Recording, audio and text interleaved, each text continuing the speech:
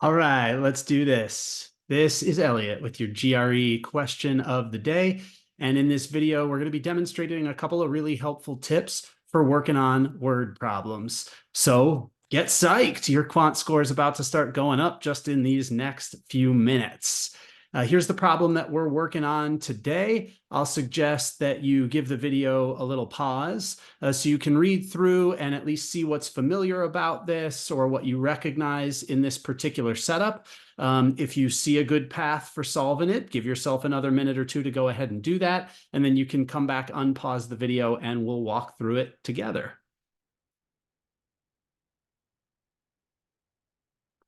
Okay, in our problem here, it says a limo service charges $95 for the first mile of a trip, $12 for each additional mile. There's no other charges or funny business going on.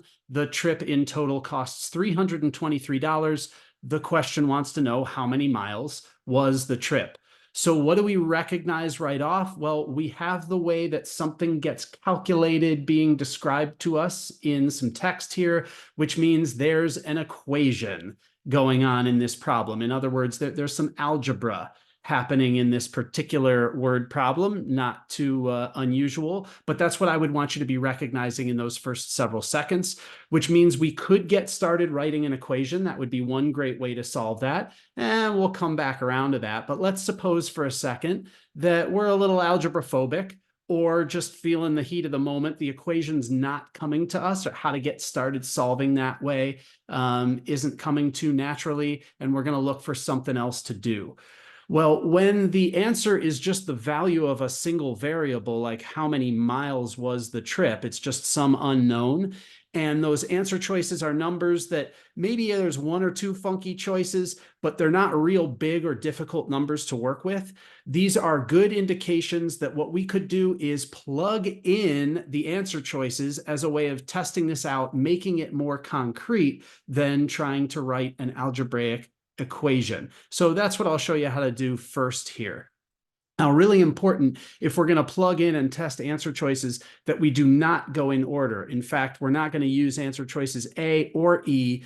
We're going to focus on the middle of the list. And really a major recommendation, big takeaway from our question of the day today is to use either answer choice B or answer choice D as your first test when you're plugging in with the answer choices. And we'll see why that's such a good idea in just a second here.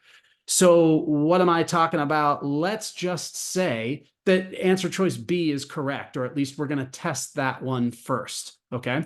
In other words, we're going to want the answer to be 21.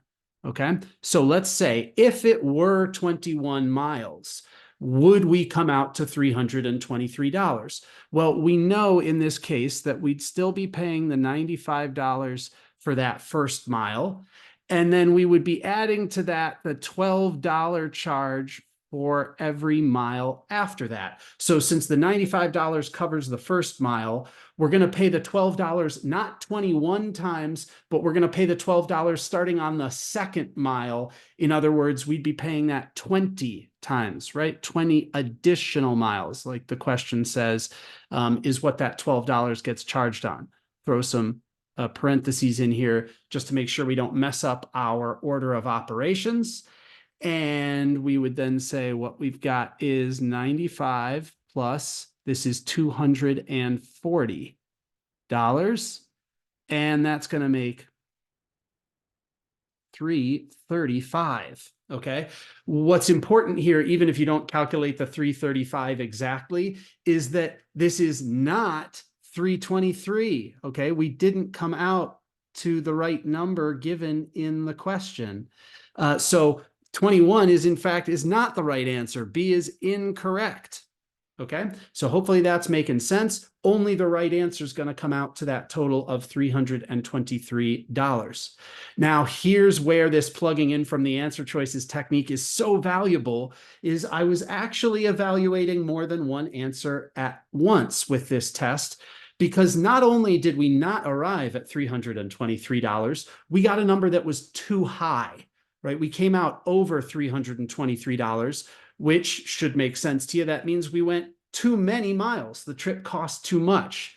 So since the answer choices very helpfully are always in order when they are numbers like this, like we can see in our list, all the answers after B, C, D, and E are bigger. So all of those are going to have the same issue. Those are going to be more than $323 also.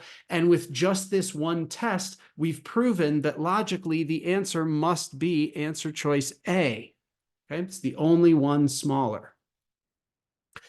Now, if we had started with answer choices A or C or E, we wouldn't have also been evaluating that one right next to it. In other words, we might have had more risk that we would have had to keep going and test more answers.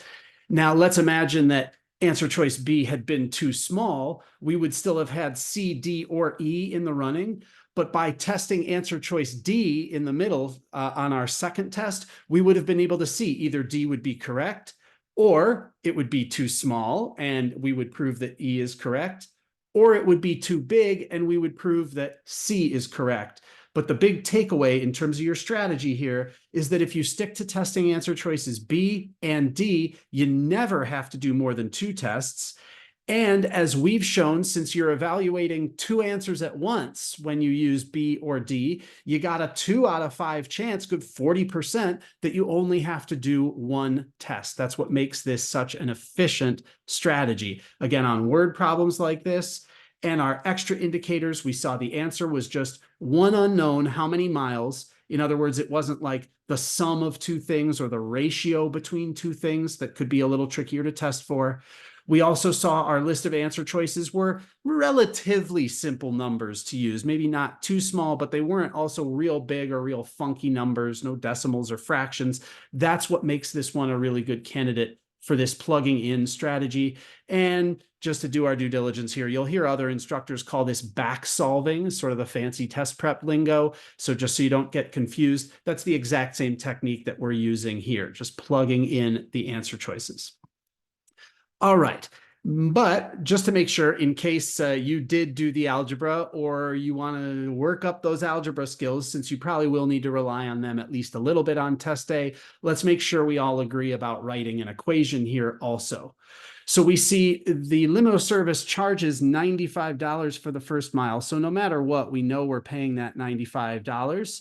And then $12 for every additional mile. So if it's for every mile, what that wants to mean to us mathematically is we're going to have an additional charge. So we'll do some addition by adding, and that 12 is going to get multiplied. If it's a for every language, tells us that we're going to be multiplying that 12 by some number of miles. But that number of miles is not the total. So let's say the trip is going to be M miles. Okay, we'll use M for the number of miles.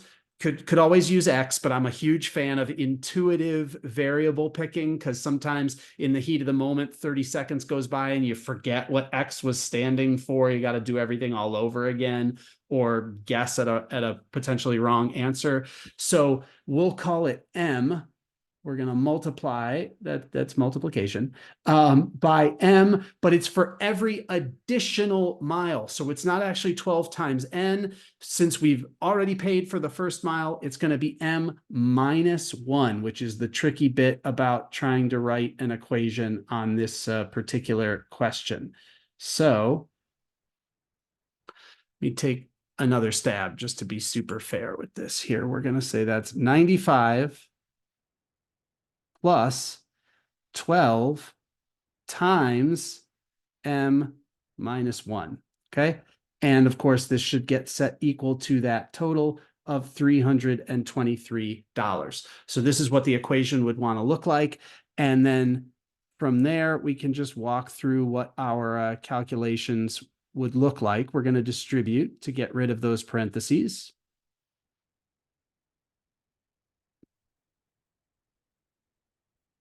And then I'm going to combine like terms. In other words, since 95 and 12, we can just go ahead and do the arithmetic to say 95 and a minus 12 would leave us with 83